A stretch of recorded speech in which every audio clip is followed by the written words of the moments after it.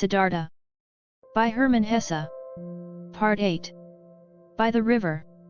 Siddhartha walked through the forest, was already far from the city, and knew nothing but that one thing, that there was no going back for him, that this life, as he had lived it for many years until now, was over and done away with, and that he had tasted all of it, sucked everything out of it until he was disgusted with it. Dead was the singing bird he had dreamt of. Dead was the bird in his heart. Deeply, he had been entangled in sansara, he had sucked up disgust and death from all sides into his body, like a sponge sucks up water until it is full. And full he was, full of the feeling of being sick of it, full of misery, full of death. There was nothing left in this world which could have attracted him, given him joy, given him comfort. Passionately he wished to know nothing about himself any more, to have rest, to be dead. If there only was a lightning bolt to strike him dead. If there only was a tiger to devour him. If there only was a wine, a poison which would numb his senses, bring him forgetfulness and sleep, and no awakening from that. Was there still any kind of filth he had not soiled himself with, a sin or foolish act he had not committed, a dreariness of the soul he had not brought upon himself? Was it still at all possible to be alive? Was it possible to breathe in again and again, to breathe out, to feel hunger, to eat again, to sleep again, to sleep with a woman again? Was this cycle not exhausted and brought to a conclusion for him? Siddhartha reached the large river in the forest, the same river over which a long time ago, when he had still been a young man and came from the town of Govinda, a ferryman had conducted him. By this river he stopped. Hesitantly he stood at the bank. Tiredness and hunger had weakened him, and whatever for should he walk on, wherever to which goal? No, there were no more goals, there was nothing left but the deep, painful yearning to shake off this whole desolate dream, to spit out this stale wine, to put an end to this miserable and shameful life. A hang bent over the bank of the river, a coconut tree. Siddhartha leaned against its trunk with his shoulder, embraced the trunk with one arm, and looked down into the green water, which ran and ran under him, looked down and found himself to be entirely filled with the wish to let go and to drown in these waters. A frightening emptiness was reflected back at him by the water, answering to the terrible emptiness in his soul. Yes, he had reached the end. There was nothing left for him, except to annihilate himself, except to smash the failure into which he had shaped his life, to throw it away, before the feet of mockingly laughing gods. This was the great vomiting he had longed for, death, the smashing to bits of the form he hated. Let him be food for fishes, this dog Siddhartha, this lunatic, this depraved and rotten body, this weakened and abused soul. Let him be food for fishes and crocodiles, let him be chopped to bits by the demons. With a distorted face, he stared into the water, saw the reflection of his face and spit at it. In deep tiredness, he took his arm away from the trunk of the tree and turned a bit, in order to let himself fall straight down, in order to finally drown. With his eyes closed, he slipped towards death. Then, out of remote areas of his soul, out of past times of his now weary life, a sound stirred up. It was a word, a syllable, which he, without thinking, with a slurred voice, spoke to himself, the old word which is the beginning and the end of all prayers of the Brahmins, the holy Om, which roughly means that what is perfect or the completion. And in the moment when the sound of Om touched Siddhartha's ear, his dormant spirit suddenly woke up and realized the foolishness of his actions. Siddhartha was deeply shocked.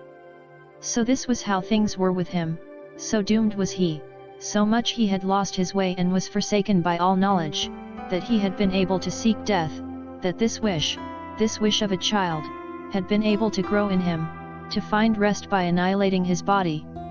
What all agony of these recent times, all sobering realizations, all desperation had not brought about, this was brought on by this moment, when the Om entered his consciousness, he became aware of himself in his misery and in his error. Om. He spoke to himself, Om. And again he knew about Brahman, knew about the indestructibility of life, knew about all that is divine, which he had forgotten. But this was only a moment, flash. By the foot of the coconut tree, Siddhartha collapsed, struck down by tiredness, mumbling Om, placed his head on the root of the tree and fell into a deep sleep. Deep was his sleep and without dreams, for a long time he had not known such a sleep anymore. When he woke up after many hours, he felt as if 10 years had passed. He heard the water quietly flowing, did not know where he was and who had brought him here, opened his eyes, saw with astonishment that there were trees and the sky above him, and he remembered where he was and how he got here. But it took him a long while for this, and the past seemed to him as if it had been covered by a veil, infinitely distant, infinitely far away, infinitely meaningless. He only knew that his previous life, in the first moment when he thought about it, this past life seemed to him like a very old, previous incarnation, like an early pre-birth of his present self, that his previous life had been abandoned by him, that, full of disgust and wretchedness, he had even intended to throw his life away, but that by a river, under a coconut tree, he has come to his senses, the holy word Om on his lips, that then he had fallen asleep and had now woken up and was looking at the world as a new man. Quietly, he spoke the word Om to himself, speaking which he had fallen asleep, and it seemed to him as if his entire long sleep had been nothing but a long meditative recitation of Om, a thinking of Om, a submergence and complete entering into Om, into the nameless, the perfected. What a wonderful sleep had this been! Never before by sleep, he had been thus refreshed, thus renewed, thus rejuvenated. Perhaps, he had really died, had drowned, and was reborn in a new body? But no, he knew himself, he knew his hands and his feet, knew the place where he lay, knew this self in his chest, this Siddhartha, the eccentric, the weird one, but this Siddhartha was nevertheless transformed, was renewed, was strangely well rested, strangely awake, joyful and curious. Siddhartha straightened up, then he saw a person sitting opposite to him, an unknown man, a monk in a yellow robe with a shaven head, sitting in the position of pondering. He observed the man, who had neither hair on his head nor a beard, and he had not observed him for long when he recognized this monk as Govinda, the friend of his youth, Govinda who had taken his refuge with the exalted Buddha. Govinda had aged, he too, but still his face bore the same features, expressed zeal, faithfulness, searching, timidness. But when Govinda now, sensing his gaze, opened his eyes and looked at him, Siddhartha saw that Govinda did not recognize him. Govinda was happy to find him awake. Apparently, he had been sitting here for a long time and been waiting for him to wake up, though he did not know him. "I have been sleeping," said Siddhartha. "However did you get here?" "You have been sleeping," answered Govinda. "It is not good to be sleeping in such places, where snakes often are and the animals of the forest have their paths. I, oh sir, am a follower of the exalted Gautama, the Buddha, the Sakyamuni, and have been on a pilgrimage together with several of us on this path, when I saw you lying and sleeping in a place where it is dangerous to sleep. Therefore, I sought to wake you up, oh sir, and since I saw that your sleep was very deep, I stayed behind from my group and sat with you. And then, so it seems, I have fallen asleep myself, I who wanted to guard your sleep. Badly, I have served you, tiredness has overwhelmed me. But now that you're awake, let me go to catch up with my brothers. I thank you, Samama, for watching out over my sleep," spoke Siddhartha. "You're friendly, you followers of the Exalted One. Now you may go then." "I'm going, sir." "May you, sir, always be in good health." "I thank you, Samama." Govinda made the gesture of a salutation and said, "Farewell."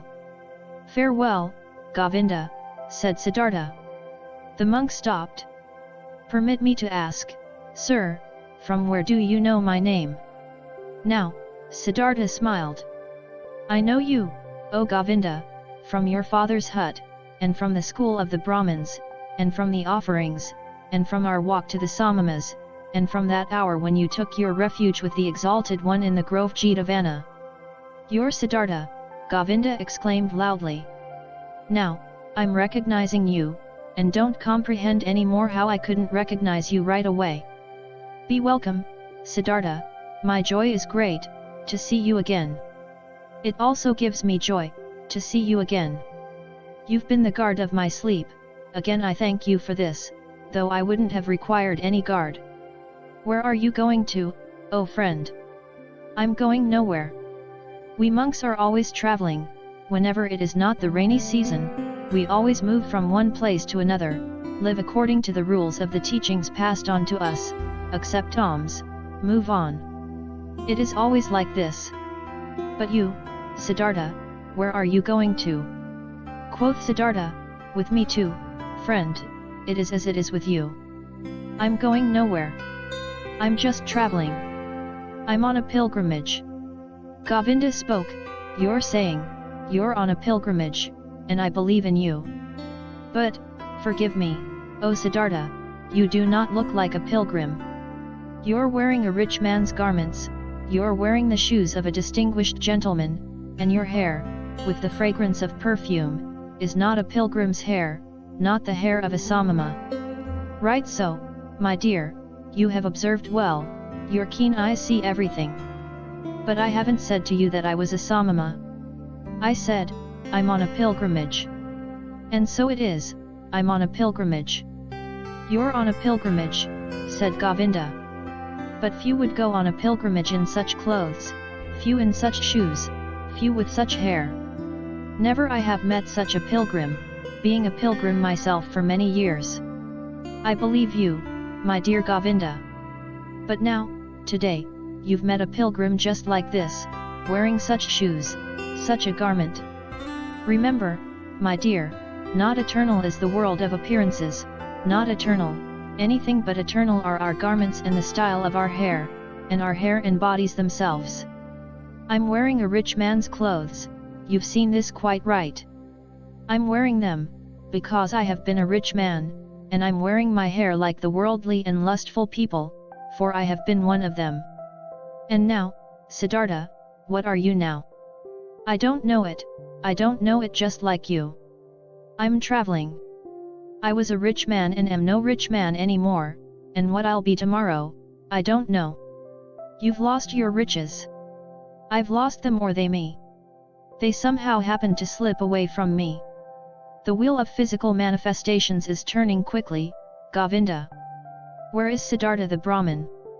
Where is Siddhartha the Samama? Where is Siddhartha the rich man? Non-eternal things change quickly, Govinda, you know it. Govinda looked at the friend of his youth for a long time, with doubt in his eyes. After that, he gave him the salutation which one would use on a gentleman and went on his way. With a smiling face, Siddhartha watched him leave. He loved him still, this faithful man, this fearful man. And how could he not have loved everybody and everything in this moment, in the glorious hour after his wonderful sleep, filled with the enchantment, which had happened inside of him in his sleep and by means of the was this very thing that he loved everything, that he was full of joyful love for everything he saw. And it was this very thing, so it seemed to him now, which had been his sickness before, that he was not able to love anybody or anything. With a smiling face, Siddhartha watched the leaving monk. The sleep had strengthened him much, but hunger gave him much pain, for by now he had not eaten for 2 days, and the times were long past when he had been tough against hunger. With sadness, and yet also with a smile, he thought of that time. In those days, so he remembered, he had boasted of 3 things to Kamala, had been able to do 3 noble and undefeatable feats, fasting, waiting, thinking. These had been his possessions, his power and strength, his solid staff. In the busy, laborious years of his youth, he had learned these 3 feats, nothing else. And now, they had abandoned him, none of them was his any more, neither fasting, nor waiting, nor thinking. For the most wretched things, he had given them up, for what fades most quickly, for sensual lust, for the good life, for riches. His life had indeed been strange. And now, so it seemed, now he had really become a childlike person. Siddhartha thought about his situation. Thinking was hard on him, he did not really feel like it, but he forced himself. Now, he thought, since all these most easily perishing things have slipped from me again, now I'm standing here under the sun again just as I have been standing here a little child. Nothing is mine, I have no abilities, there is nothing I could bring about, I have learned nothing. How wondrous is this! Now, that I'm no longer young, that my hair is already half grey, that my strength is fading, now I'm starting again at the beginning and as a child. Again, he had to smile. Yes, his fate had been strange. Things were going downhill with him, and now he was again facing the world void and naked and stupid. But he could not feel sad about this, no, he even felt a great urge to laugh about himself, to laugh about this strange, foolish world. Things are going downhill with you, he said to himself, and laughed about it, and as he was saying it, he happened to glance at the river, and he also saw the river going downhill, always moving on downhill, and singing and being happy through it all. He liked this well, kindly he smiled at the river. Was this not the river in which he had intended to drown himself, in past times, 100 years ago, or had he dreamed this? Wondrous indeed was my life, so he thought, wondrous detours it has taken. As a boy, I had only to do with gods and offerings.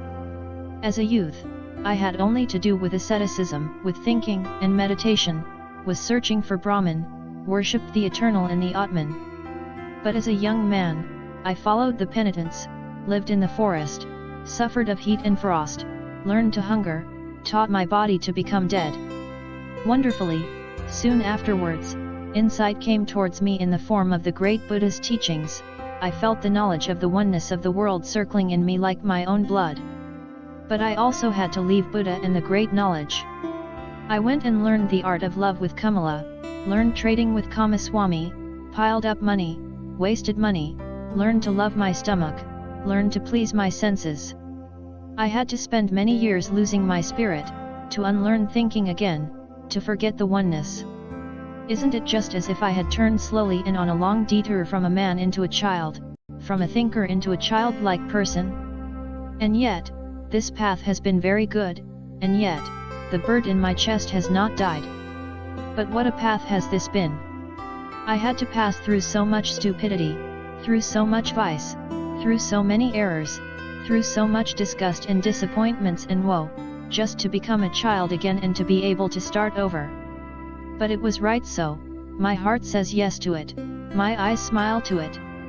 I've had to experience despair, I've had to sink down to the most foolish one of all thoughts, to the thought of suicide, in order to be able to experience divine grace, to hear Om again, to be able to sleep properly and awake properly again.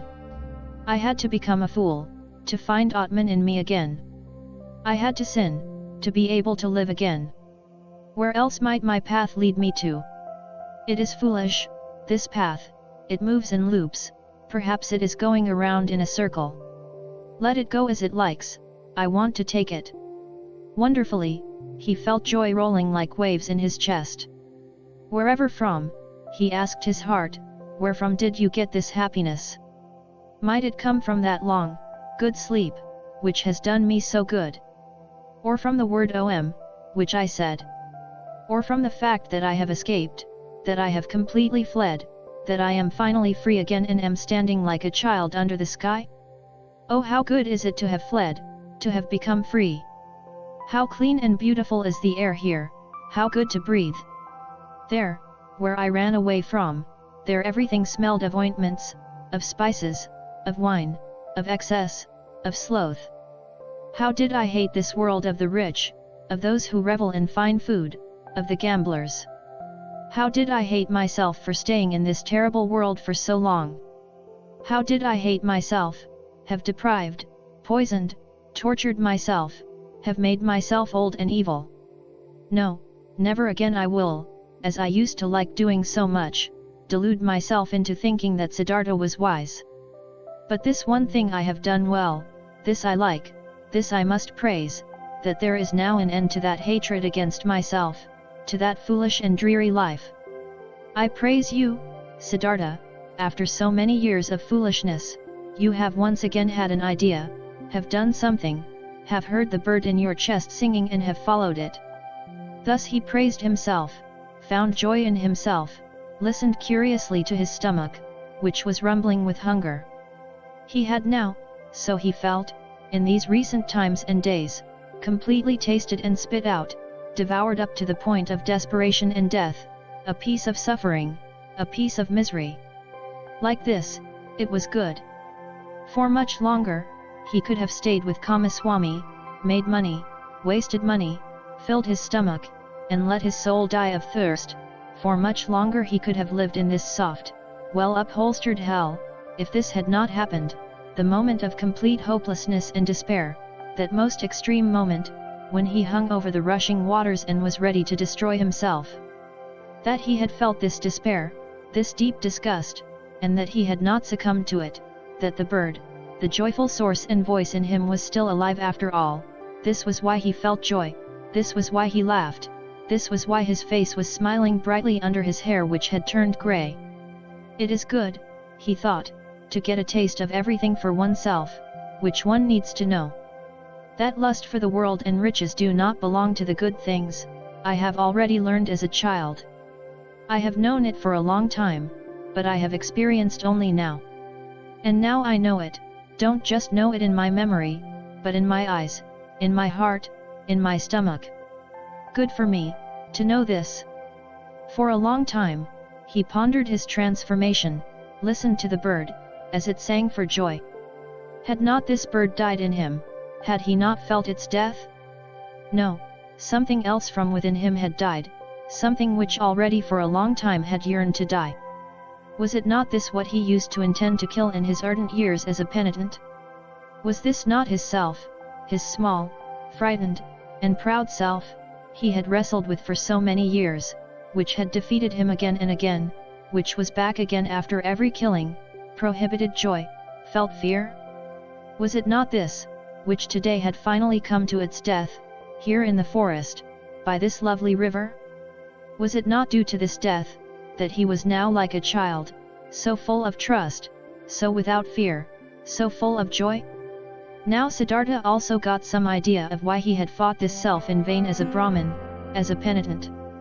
Too much knowledge had held him back, too many holy verses, too many sacrificial rules, too much self-castigation, so much doing and striving for that goal. Full of arrogance, he had been, always the smartest, always working the most, always one step ahead of all others, always the knowing and spiritual one, always the priest or wise one.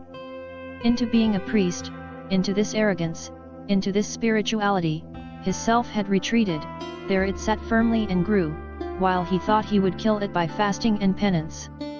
Now he saw it and saw that the secret voice had been right, that no teacher would ever have been able to bring about his salvation. Therefore, he had to go out into the world, lose himself to lust and power, to woman and money, had to become a merchant, a dice gambler, a drinker, and a greedy person, until the priest and Samama in him was dead.